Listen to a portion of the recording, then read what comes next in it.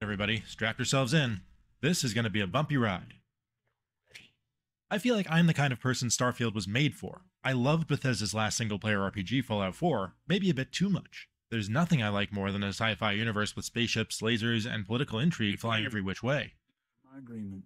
And yet, a dozen hours in, I was feeling lost in space. Things never went too far off course while I was flying my rinky-dink little ship around, chasing down mysterious artifacts and war criminals with a damn fine crew of companions at my side.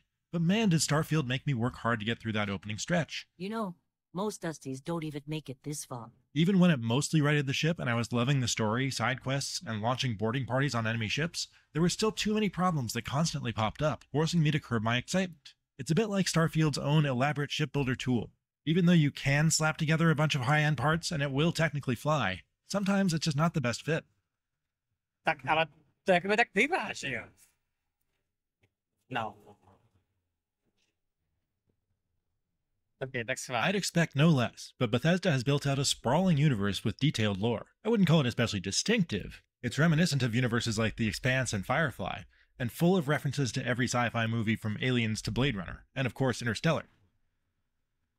In fact, there's a significant similarity to what Obsidian created for 2019's The Outer Worlds. But the story of how humans abandoned Earth and colonized the stars is... By the way, slyšel, že prý Outer Worlds je naprosto fenomenální titul. Že to je jeden z nejvíc underrated titulů jakoby na světě, podobně jako třeba Disco Elysium. Že všichni jakoby o té hře vědí, že je skvělá, ale nikdo ji nehrál prostě. To je takový jako úplně si jakoby říkáš WTF prostě v tomhle. So densely packed in, with more around every corner, that I found it easy to get invested in. We're all here because we're committed to exploring space. Once I learned the difference between the Začíná september, ano, 7. colonies and the Freestar Collective.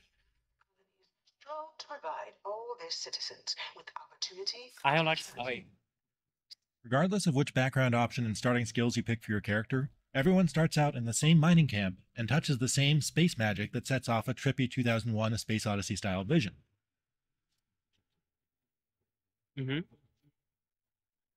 But after that, Starfield is an immense game that will send you off in all kinds of different directions once it hands you the keys to your first spaceship.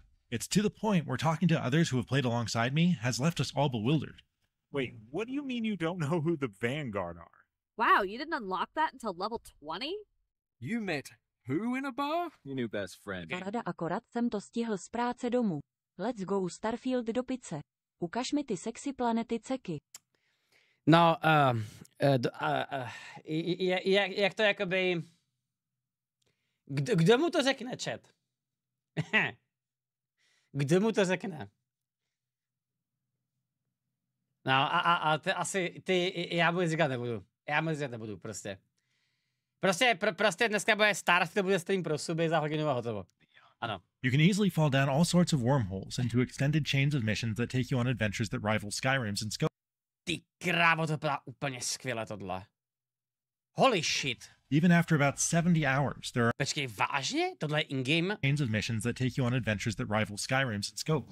Even after about 70 hours, there are major quest lines I haven't even touched, and others I've left unfinished. I'm eager to go back and pick those up now that I've completed the main story. You know there's more to come. In typical Bethesda fashion, that main quest itself isn't terribly flexible in how you can resolve the situations it thrusts you into. Your options here are, for the most part, about picking whether you want to be a Boy Scout for whom a good deed is its own reward, a wisecracking mercenary who asks to be rewarded after doing a good deed, or an all-business mercenary who demands to be paid up front to do said good deed. I'll say right up front that if you're looking to get rich, this ain't the line of work for you. There are a few life and death choices, and there's a decision at the end about which philosophy to embrace before heading into the final battle. But most of it is going to play out the same way because, no matter what, your goal is to solve the mystery of those artifacts alongside your secret society of explorers known as Constellation. I won't say much about where the plot goes because it's way too easy to spoil, but I did enjoy the way it probes its biggest concept in distinctive ways, and there's plenty of well-written discussion about what it all means. Čau, Flufe. Já budu rád odpoledne. It's in the side quest that you really get to act out your character's morals and choose to resolve conflicts peacefully. No oni vlastně Bethesda dělá, hele teď se táčete budu ptát, jo, vy jste hráli nový Fallouty, jestli tomu můžeme říkat nový, jaká byla jakoby prezumpce toho příběhu? Protože Oblivion, seš vyvolený a něco udělají. Skyrim, jsi drakorození a něco udělají, jo? A teďko Starfield teda evidentně funguje stejně v tomhletom. A byly Fallouty stejný? Byly Fallouty stejný v tomhle, nebo to bylo úplně jinak? Si vyvolení něco udělej, protože jsi přežil nukleární pohromu. Jo, takže spíš jakoby ne vyvolaný, ale spíš jakoby jsi šťastný. Jsi přežil prostě. Ve 4 hledáš syna a v New Vegasu tak zabili tě něco udělej. Jo, ok. Děkuji. Jo, takže je to vážně spoiler prostě. Fajn, tak to necháme být. Or just by killing and robbing innocent people. There's a storyline that felt very Boys from Brazil inspired, as well as numerous related quests about hunting down war criminals that pose ethical quandaries to reconcile. You can even join up with the Crimson Fleet pirates and dive into a life of smuggling and general space crime. It seems like it would take hundreds of hours to explore them all, and there sure are a lot of options. I wouldn't say I've encountered anything just yet that's as spectacular as destroying Megaton in Fallout 3, but Starfield has its moments. There's no shortage of interesting companion characters to hang out with throughout all this. There's definitely a focus on Sarah, the virtuous leader of Constellation. Don't think we can't find another way to get what we want. And Sam, an angsty former lawman with a young daughter who he's always worried will see him as less than perfect. However, I was richly rewarded by taking the eccentric scientist Barrett along with me on some missions. And I suspect the others hold a few surprises up their sleeves as well. But you can only take one with you at a time, so I have more exploration to do here as well. We waste time. We should complete our mission and then we can talk. It helps that Bethesda has certainly upped its facial animation game for Starfield. Sure, it's nowhere near as lifelike as motion capture performances we've seen in The Last of Us and God of War, but generally, it's expressive enough that it can do justice to the excellent voice performances. Looking a little more... Já vypadá to úplně v pohodě, tady prostě akorát to možná dělá ta kamera. Že já bych třeba chtěl, mě třeba strašně připadá zajímavý, že to lidi nechápou. Víte, jak výborný byly ty scény v Baldur's Gate 3 prostě? Jak tam ta kamera je jakoby na různých místech. Chápete mě, jak to myslím teďko, jo? Že tady to je prostě jakoby zepředu capture a to je všechno, jo? Že to je takový hrozně jako strojový. Jo. Let's just say they had it coming.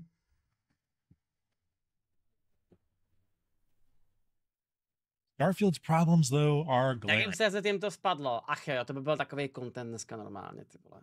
Pain. I have to say that the early hours are pretty rough going. And there was a while there when I was wondering if the stars would ever land. So this review is going to go through that rough patch too. But bear with me, just like Starfield itself, it does get better by the end. That's why I keep him around. Good pep talks. Here's the biggest fundamental problem. See this vast map of stars? It feels extremely small when each of its hundreds of explorable planets is separated by little more than a loading screen. It didn't take long for me to realize that takeoff and landing animations are barely interactive cutscenes. They can often be bypassed by just going to the map screen and jumping to another planet without even setting foot on a ship. It's impossible not to compare Starfield's disjointed space travel to the seamlessness of No Man's Sky. Yes, and it's a bit of a letdown every single time. The next nuisance that irritated me no matter where I roamed is the fact that there are no actual maps, mini or otherwise. This screen is just not helpful at all. I spent way too much time searching for basic things like vendors to sell my loot to while I tried to memorize the layout of multiple settlements.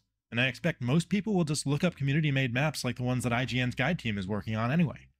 Also, like Bethesda... Ale to je zajímavý, ale já bych to máčete třeba přísahal, že na launch Skyrimu tak taky v dungeonech nebyly mapy prostě. Mě tady někdo říkal v chatu, že prej byly, ale já bych fakt přísahal, že tam nebyly. A třeba pro mě to bylo taky strašný problém se v tom zorientovat, jako jo. Takže taky jakoby dobrý vidět tohle, no. As previous RPGs, Starfield's playtime is roughly 30% inventory management, and yet it's shockingly bad at that task. You'll constantly need to transfer loot between your inventory and your companions or to and from your ship's cargo home. Ale mapa ničí zážitek, ale podle mě třeba mapa města není špatná, jo. Chápeš? But maddeningly, you can't view both at the same time like you can in Fallout 4 and Skyrim. Modders, if you're listening, please help. Those problems never got better during my playthrough. I just learned to live with them. The hump that I did work my way over, though, is that Starfield doesn't tell you enough about how its huge collection of systems work, and it trickles out the cool stuff too slowly. Out of the gate, you can't mod your equipment, you can't use your essential boost pack, and you can barely use stealth or board enemy ships at all.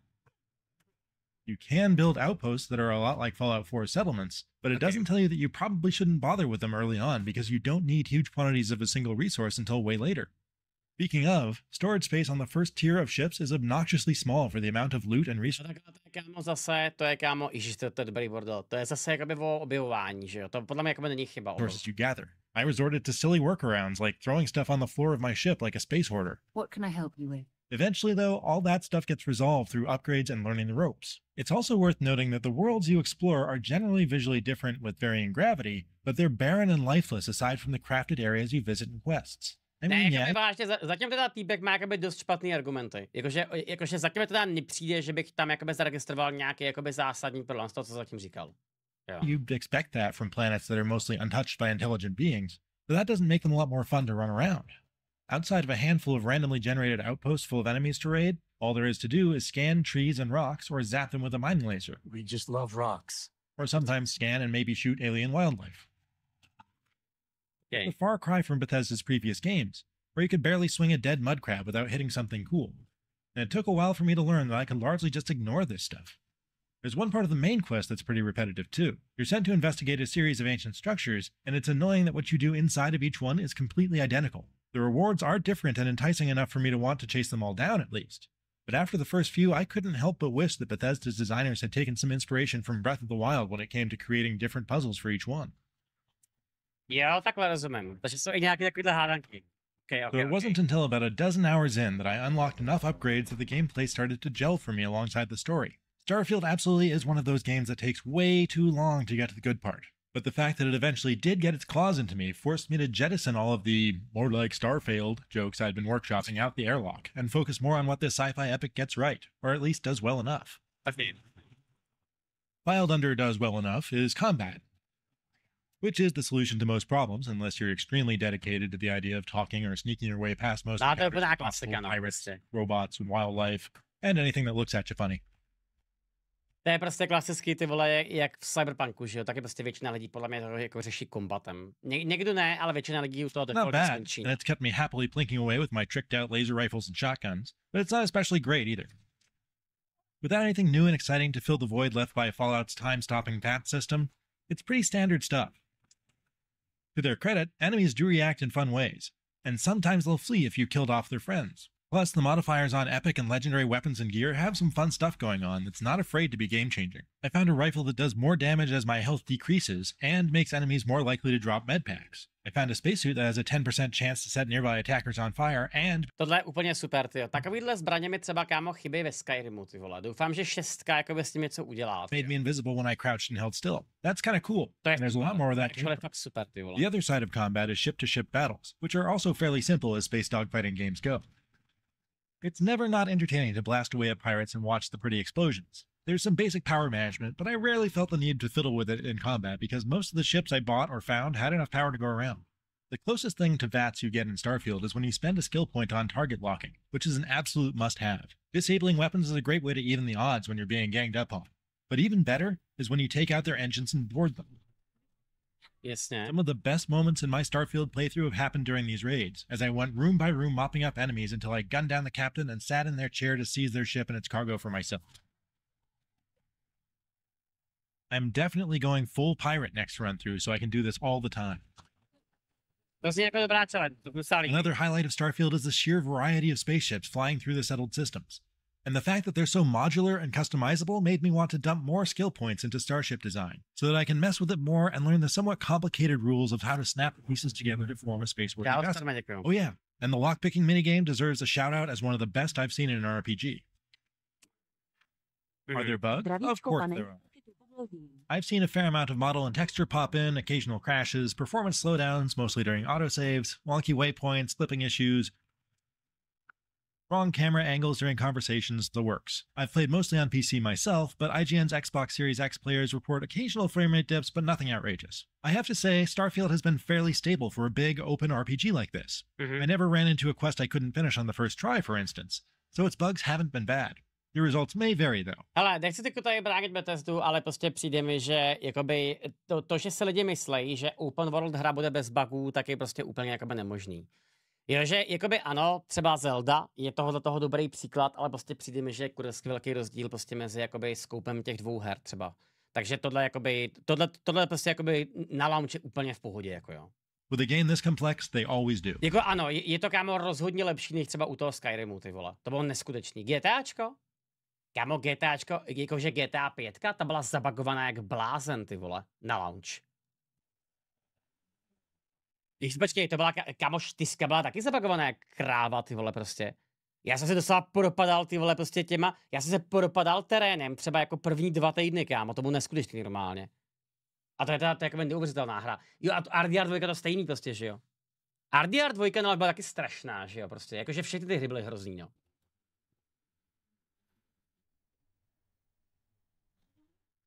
It's never a great sign when somebody recommends a game on the grounds that it gets good after more than a dozen hours, but that's very much the kind of game Starfield is, and I do recommend it. And to think, okay, I almost went for coffee instead. There are a lot of forces working against it, and the combination of its disjointed space travel, non-existent maps, aggravating inventory management, and slow rollout of essential abilities very nearly did it in.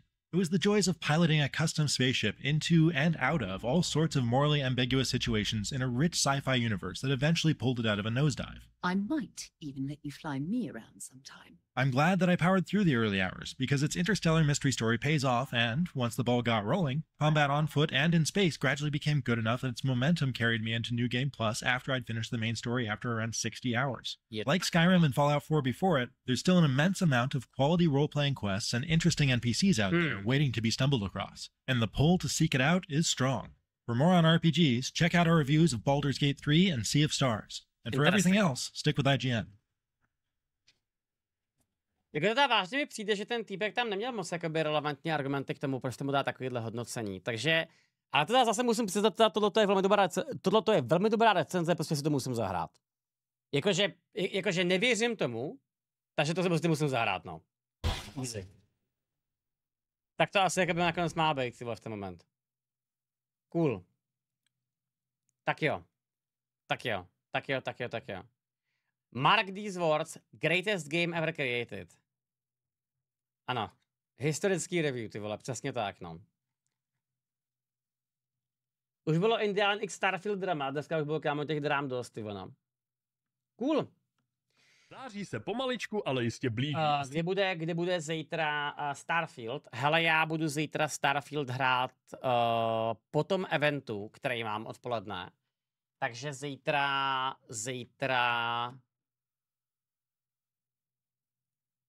Myslím si, že bych zítra mohl být live do 6, no. Dřív to nestíhám prostě. To je asi jako... Co vám můžu slíbit. Já budu prostě hold o den později, no. Takže dneska dáme Rush Alduina. OK, no. Takže jdeme bez reakcí hrát Skyrim. Dneska. To je taky zábavný, ty vole. Může být.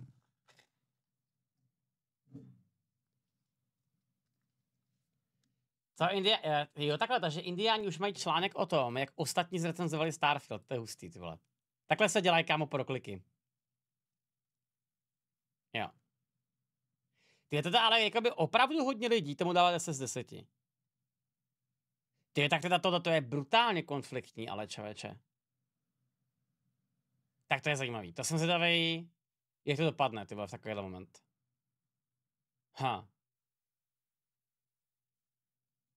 Ok.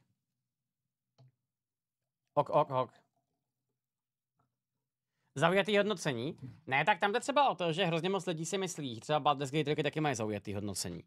Protože já třeba věřím tomu, že Baldury pro spoustu lidí budou jakoby docela painful, ale je to jednoduchý, no. Každý ty vole prostě hold to má v tom jinak, no.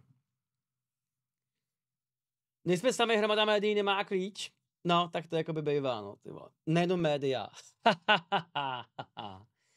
XDDD, ano. Velice XDDD moment. Ok. Tak jo.